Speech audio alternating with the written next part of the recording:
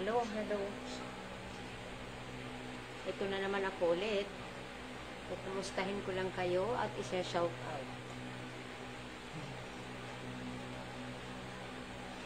Magandang gabi po sa inyong lahat.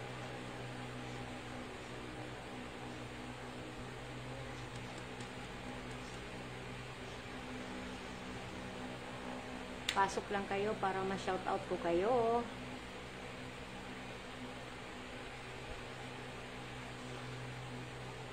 Comment lamang.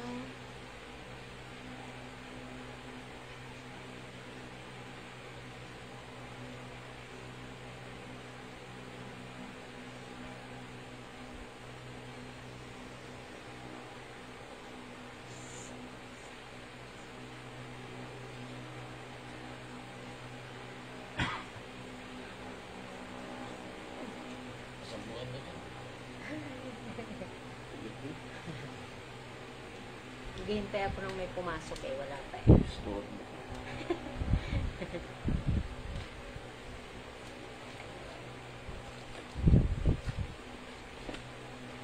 Maganda na. Tayong lahat ay maganda. Ano po?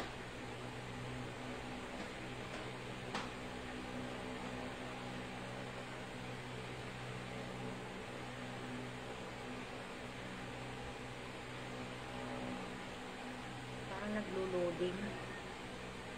Mahina yung signal. Naglo-loading lang siya.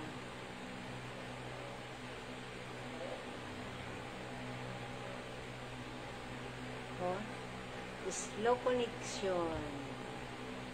Naglo-loading lang siya. Shout out po sa inyong lahat.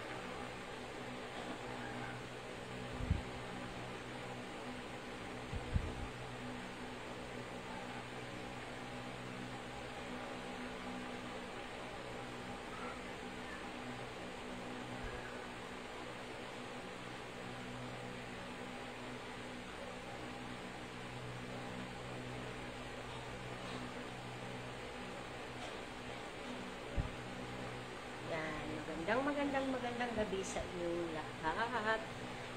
Meron lang ako sa inyong isi-share o may babasahin lang ako sa inyo.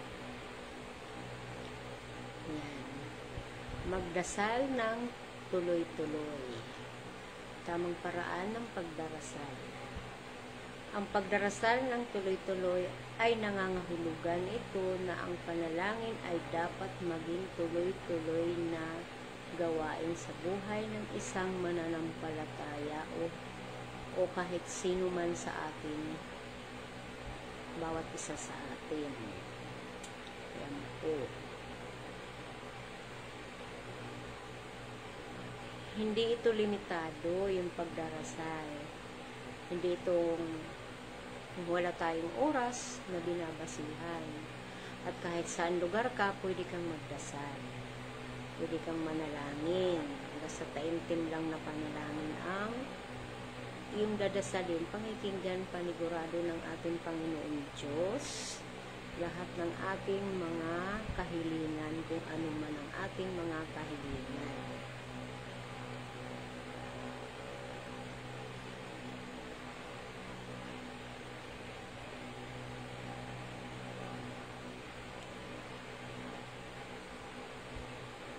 Hello po sa inyong lahat. Ako ba ay naririnig nyo? Naglo-loading kasi. Yan.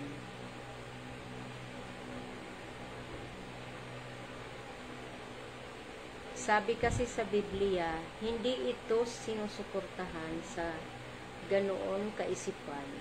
Sa halip, hinihikayat tayo na magdasal ng tuloy-tuloy kahit nasaan ka man. Kahit nasaan ka man, dapat lagi tayong may pusong nagdarasal.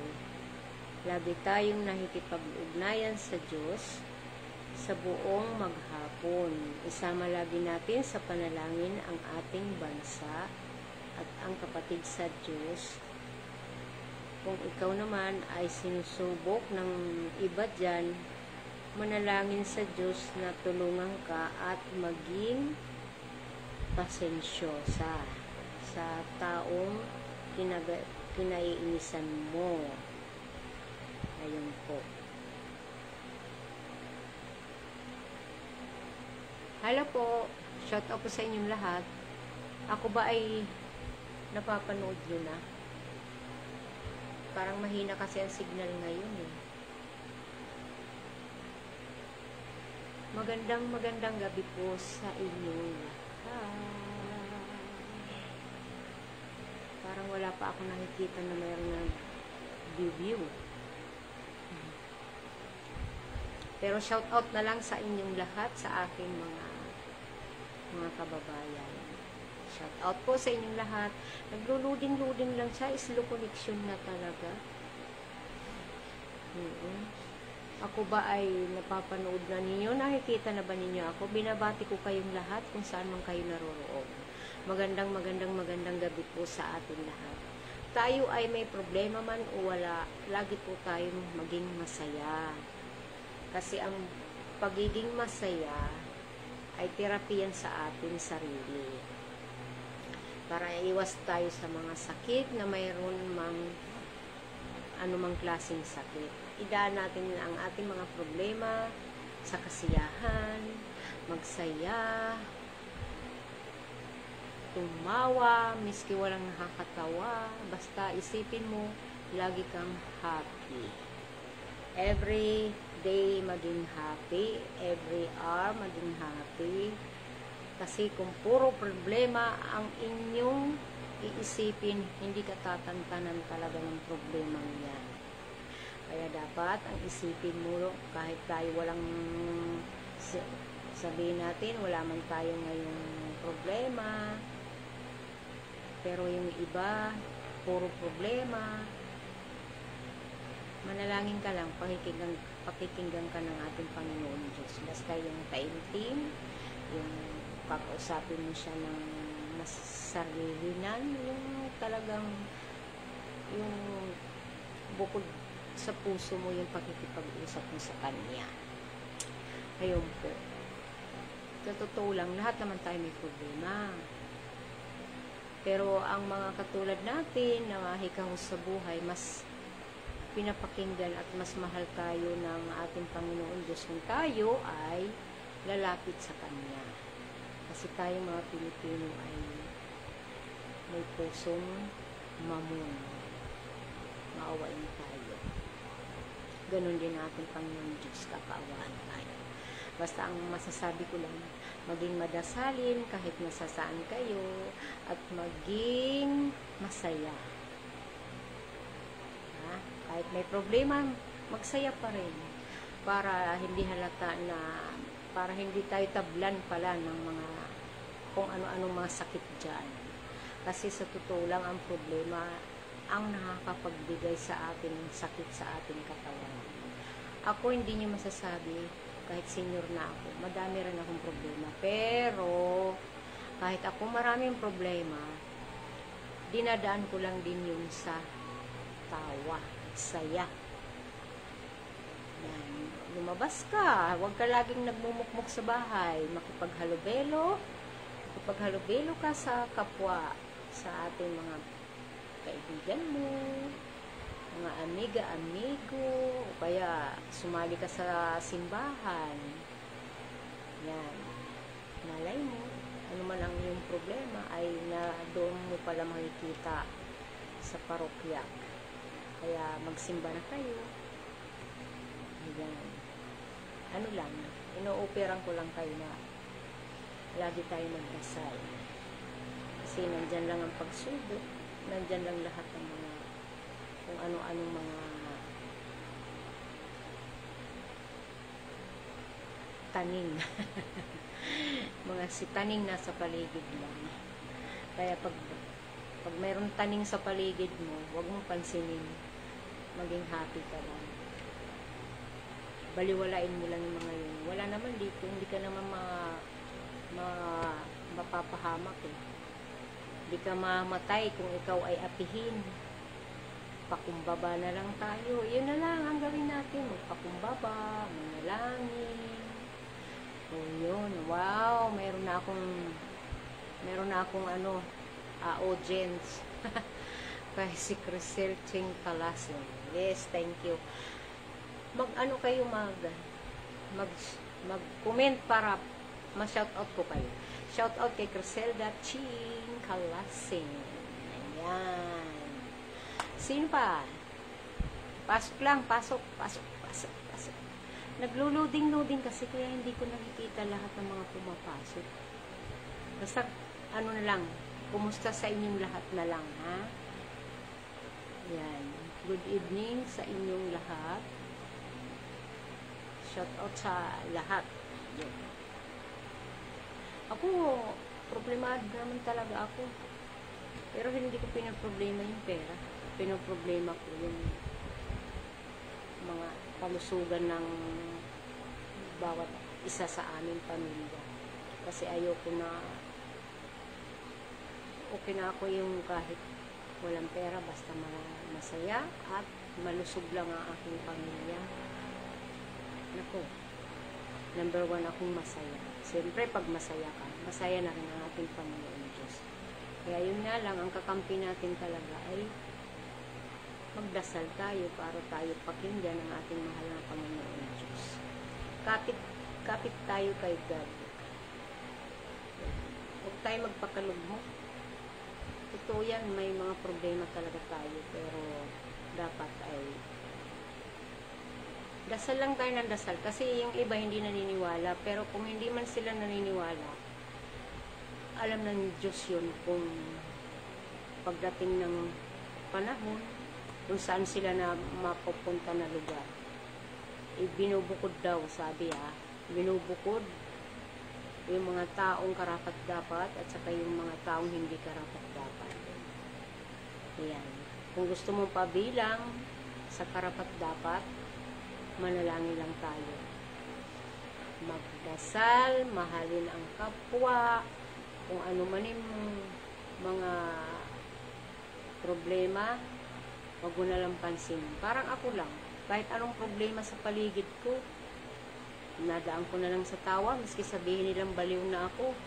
Basta ako, iniisip ko, doon na lang ako magsusumbong kay God, kasi mas pinapakinggan ako ni God.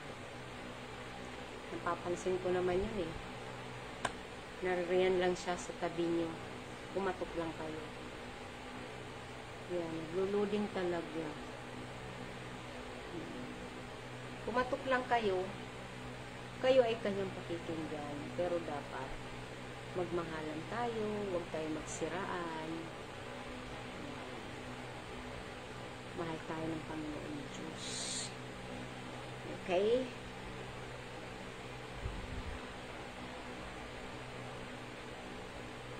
Tuloy-tuloy lang tayo magdasal kasi nandyan lang si tanim. Sabi nila, ang pagdarasal kahit saan, maririnig ka ng Panginoon Diyos at hindi rin yun binabase sa haba ng oras. Kahit ilang minuto, basta taimtim kang nagdarasal, pakikinggan ka niya. Ayan po. Huwag po natin ipaggalandakan na ang mga nagdarasal lamang ang mahabang oras ang dinidinig ng Diyos. Sabi kasi sa Biblia, hindi ito hindi sinusuportahan ng Panginoon ang ganun paniniwala. Sa halip, hinihikayat tayo na magdasal ng tuloy-tuloy kahit na saan man tayong lugar, kahit na nasa CR, nasa labas, nasa kotse, nasa biyahe. Yan, magdasal lang tayo.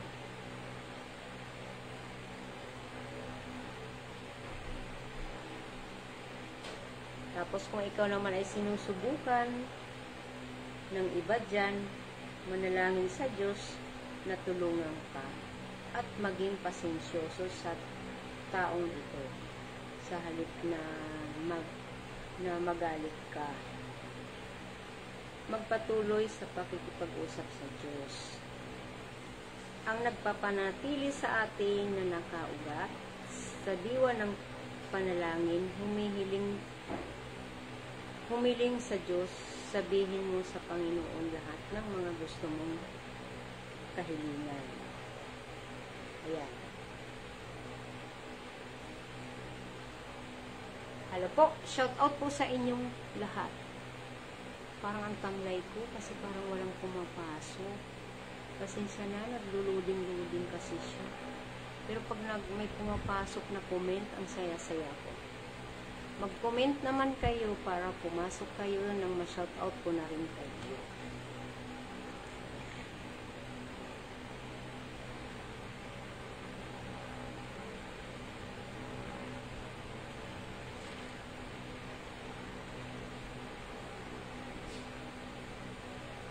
Slow connection pa rin.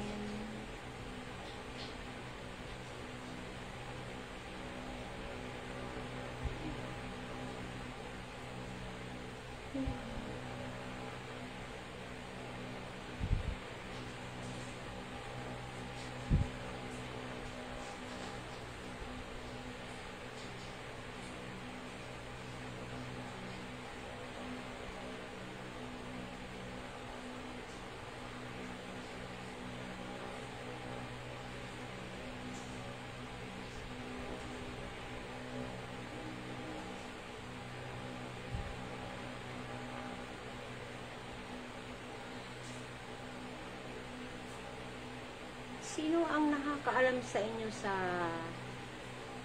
mga Sadusiyo at ang mga Parisiyo?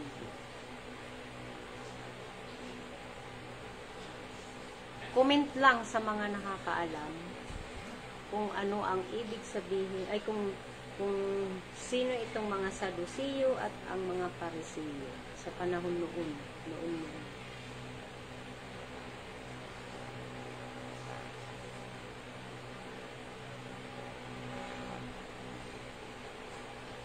Yun. Ang mga Sadusiyo, para sa mga hindi pa alam, ang mga Sadusiyo sa panahon ng Panginoon Hesukristo at ng Bagong Tipan, ang mga Sadusiyo ay kabilang sa mga mayayamang tao. Sila ay mga aristokrat at may makapangyarihang posisyon sa lipunan. Kabilang sa grupong ito ang mga punong saserdote. Maging ang pinakapunong saserdote, inuukupahan nila ang marami sa mga 70 posisyon ng pinakamataas na konseho sa Israel na tinawag na Sanhedrin. Gumawa sila ng buong sikap na panatilihin ang kapayapaan sa Israel sa pamamagitan ng pagsang-ayon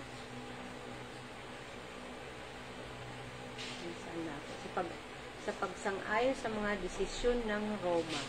Ang Israel ay nasa ilalim ng pamamahala ng bansang Roma ng mga panahon iyon. At tila mas interesado sila sa politika kaysa sa relihiyon. Dahil sa pagiging matulungin nila sa Roma at dahil mayayaman silang mga tao, hindi sila malapit sa mga karaniwang tao at hindi rin sila itinuturing ng maayos ng mga ito. Mas malapit ang karaniwang tao sa mga Parisiyo, bagamat ang mga Sadusiyo ang humahawak sa mas maraming pwesto sa Sanhedrin. Ipinahiwatig ng kasaysayan na karaniwang nakikisama sila ng maayos sa mga Parisiyo dahil ang mga ito ang popular sa masa. Sana ay naiintindihan niyo ako at naririnig niyo ako kasi mahinay ang aming connection ng internet ngayon dito sa Cavite dahil nagbabagyo kami dito at nagsisira ang signal ng aming internet.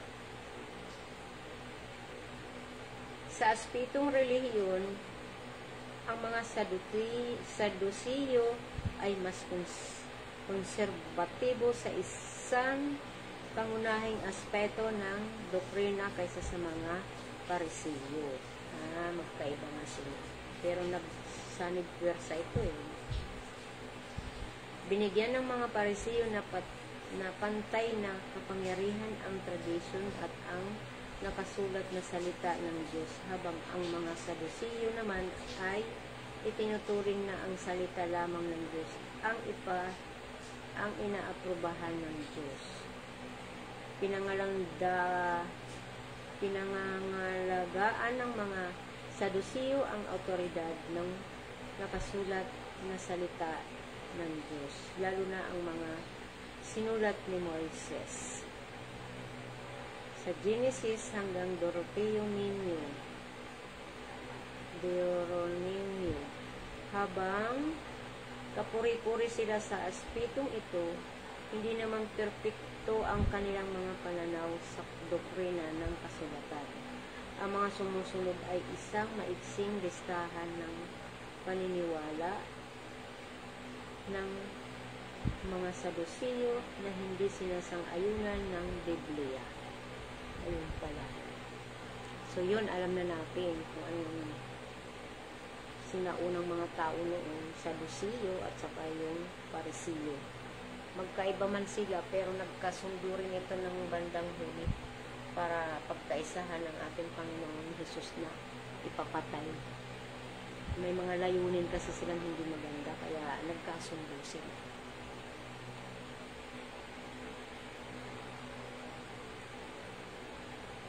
Diretso ko na ng pagbasa.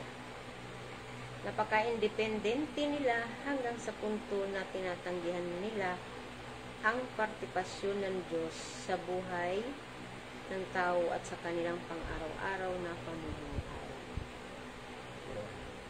Pangalawa, hindi nila pinapaniwalaan ang pagkabuhay na maguli ng mga patay. Ayun. Mababasa ito sa Mateo, Marcos, mga gawa sa Bible. Number 3, tinatanggihan nila ang buhay pagkatapos ng kamatayan at pinaniniwalaan na naglalaho ang kaluluwa ng tao pagkatapos ng kamatayan, at dahil dito, tinanggihan ang kaparusahan at gantimpala pagkatapos ng buhay sa lupa. Number 4, hindi nila pinaniniwalaan ang pagkakaroon ng mundo ng mga espiritu, halimbawa ng mga anghel at mga demonyo. Makikita sa Bible ang mga kasagutan, mga gawa. Nasa Bible na mga gawa, doon yung makikita yan. Ayan. Dahil mas pinahalagahan ng mga Sadusiyo ang politika kaysa sa relihiyon, hindi nila pinakialaman si Jesus hanggang sa natakot na sila na baka maagaw niya ang atensyon ng mga Romano. Sa puntong ito, nagkakaisa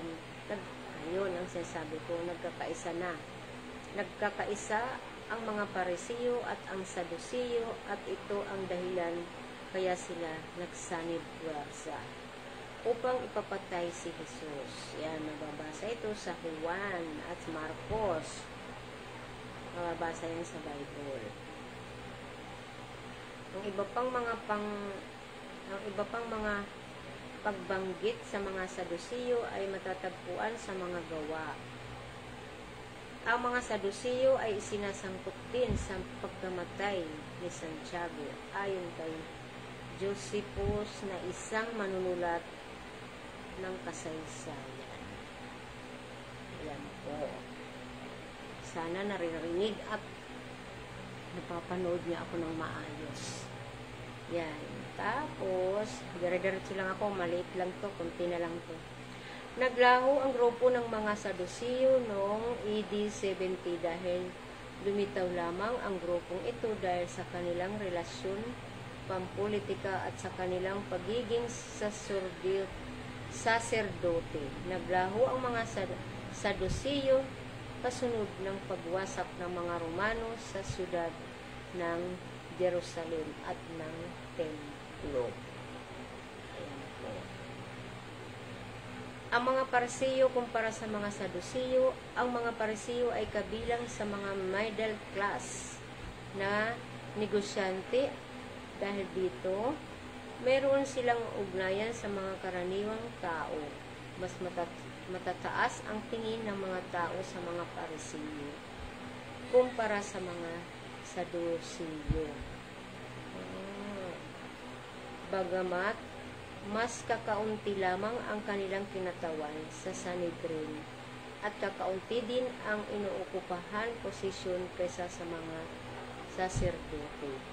Tila may kontrol sila sa mga desisyon ng Sanhedrin kaysa sa mga Sadusiyo dahil sinusuportahan sila ng mga pangkaraniwang tao. Ayun pala yun.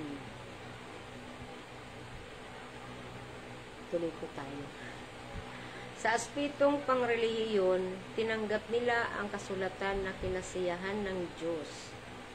Sa panahon ng pagmiministeryo ni Jesus sa lupa, pinaniwalaan nila ang buong lumang tipan, ngunit binigyan din nila ng pantay na autoridad ang mga tradisyon at ipinagtanggol ang mga posisyon ito at sinabi na ang mga tradisyon ito ay sinusunod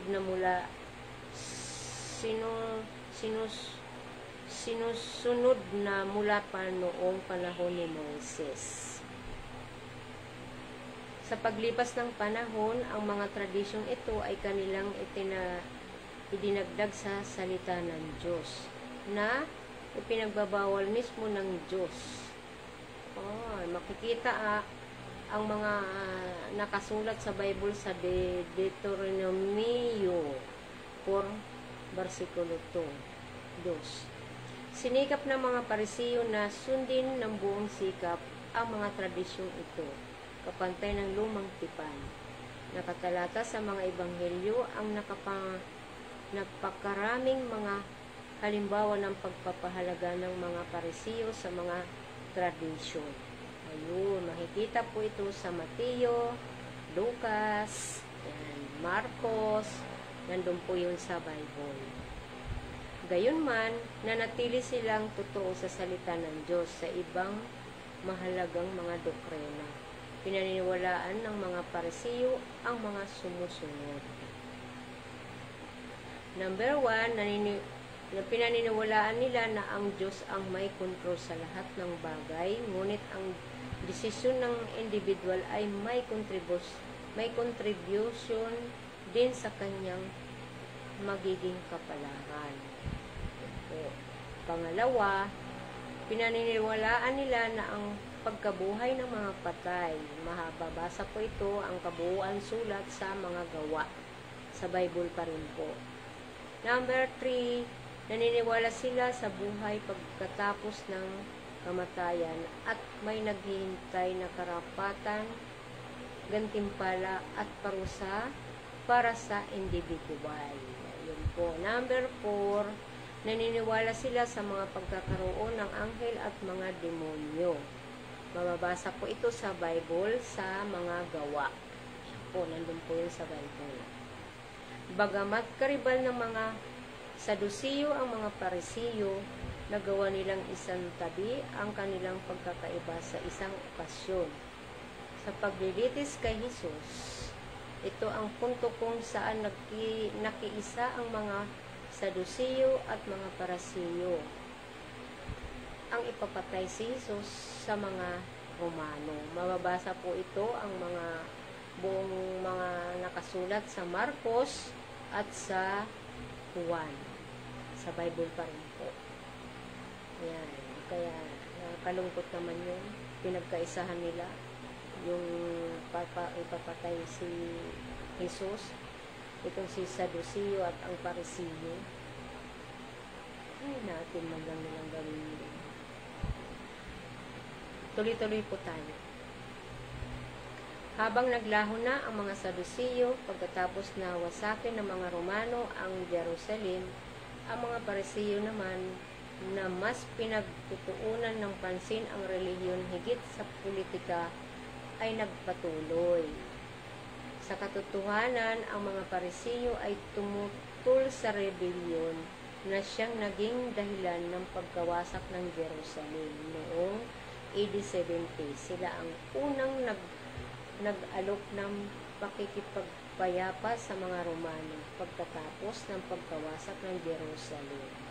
Ang mga Pariseo ay responsible sa pagkolekta ng mina, isang importanteng dokumento kung saan binabanggit ang pagpapatuloy ng Judaismo pagkatapos ng pagkawasak ng templo. Yun po, sana naiintindihan nyo ako no. Mababasa po ito lahat sa Bible. Ito ay kunikwento ko lang yung buhay noon, yung mga, kaya maswerte pa rin tayo sa ngayon, kasi tayo ngayon, may kalayaan tayo na ano man ating gawin dati. Magulo, sobrang gulo dati, kaya maswerte tayo ngayon, blessed tayo ngayon. Kaya magdasal lang tayo, manalangin pa rin tayo. Yan, tuloy na po tayo. Parehong umani ang mga Pariseo at ang Sadusiyo ng pagtutuwid ng Panginoon Jesucristo. Okay. Yan. Maaaring ang pinakamagandang aral na ating matututunan sa mga Pariseo at Sadusiyo ay huwag maging gaya sa kanila. Hindi gaya ng mga Sadusiyo, dapat nating paniwalaan kung ano ang lahat ng sinasabi ng Biblia, maging ang mga himala at ang buhay pagkatapos ng kamatayan sa lupa. Ngunit hindi gaya ng mga Pariseo. Hindi natin dapat na ituring ang mga tradisyon na may pantay na otoridad sa kasulatan at hindi natin dapat nahayaan na ang ating relasyon sa Diyos ay maging isang listahan ng mga ritual at mga kautusan. Diba? Ang sarap, makatotohanan ang mga sinasabi dito sa binasa natin ito. Kaya po sa ating mga kababayan, kung mahirap tayo sa ngayon, isipin natin seek God. Isipin natin ang ating Panginoon Diyos na mas mahirap ang kanyang pinagdaanan kasi pinagkaisahan siya. Yun. Kaya ihalin tulad natin yung ating kung may problema man tayo, isipin natin na mas malaki pa ang naging problema ng ating Panginoon Diyos kaysa sa problema natin. Patiting lang ang problema natin. Ang Panginoon Diyos sobrang, lahat tayo, biruin mo, no? Niligtas niya. Kaya nga ang ating maigaganti sa Kanya ay yung magdasal, magpasalamat, mahalin ang kapwa, kasi yun lang naman ang gusto niya para maging kasiya-siya tayo at maging katanggap-tanggap tayo para sa Panginoon Diyos. Kasi ang gusto ng Panginoon Diyos ay maging magandang paraiso ang ating mundong ito. Kaya dapat, habang nandito tayo sa lupang makasalanan, dahil nandito na nga tayo, ito na nga talaga, wala na tayong magagawa, nandito na tayo sa lupang makasalanan na ito. Tayo ay bumawi, magdasal, gawin natin yung mabuti, mahalin natin yung sarili natin, mahalin natin lahat. Huwag tayo maging mapagmataas. Lagi natin isipin na ang ating Panginoon Diyos, miski kinukutya na, miski anong gawin sa Kanya, napapagkumbaba pa rin siya. So, dapat natin isipin yun na kahit man lang katiting doon magbasa po kayo ng Bible. Kasi pag nagbasa po kayo ng Bible, maiintindihan niyo po ako kung ano po yung aking sinasabi sa inyo ngayon. Maunawaan niyo talaga ako, promise, kapag nagbuklat kayo ng Bible. Kasi nandoon lahat. Makapangyarihan po yun. Talagang binantayan ni God yan, yung Bible na yan. Sinakwento ko nga sa inyo na yung Bible namin, miski maraming daga dito sa bahay. Yung ibang gamit namin doon sa Alpha, kinukupkot. Pero yung Bible na nakalantad lang doon, hindi man lang nila makatkot-kot yun, hindi nila yung mangat-ngat. Kaya yung doon pa lang, maniniwala ka na talaga na Talagang blinis ni God yan. Talagang salita talaga niya yung na nakapaloob doon. Talagang sinilyahan, kumbaga, sinilyahan para hindi siya magalaw ng ninuman. Ultimo daga, ngat-ngat-ngat-ngat na yung, yung katabi nga niya, yung tela niya, nginat-ngat na, pero yung Bible mismo, buo pa rin, walang kakagat-kagat ni isa man. Kaya naniniwala ako na ang mga nakapaloob sa Bible ay mga salita ng Panginoon, Diyos, at yan ay binantayan talaga niya habang sinusulat yun. Kaya naman hanggang ngayon, ito nababasa natin siya sa Bible. Kaya maniwala po kayo na meron po tayong Panginoon Diyos. Yun po. So hanggang dito na lamang po. Hindi ko alam kung ako ay napapakinggan ninyo, pero may maganda po yung ating topic ngayon. May maganda po tayong aral na mapupulot po dito. Ayan lamang po ang aking masasabi at maisishare sa inyo. So maraming salamat sa mga nanonood. Thank you, God bless sa inyong lahat. Bye!